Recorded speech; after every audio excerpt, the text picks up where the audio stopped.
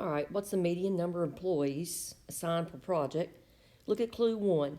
25% have 4 or more. So 25%, let's say that's going to be this amount here. Because I've got each increment is 10%. So 25% have 4 or more. Okay, great. But that doesn't help me find the median. So clue 1 doesn't work. Clue 2 says 35% have 2 or fewer. So 35% have got 2 or fewer. So these are less than or equal to 2, and 25% are greater than or equal to 4. Well, what is, see, 25% plus 35% is 60%.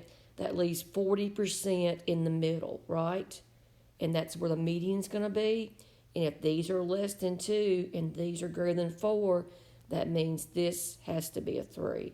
So your answer is C, put them both together. Clue 1 nor clue 2 worked independently, but if you put them both together, it works.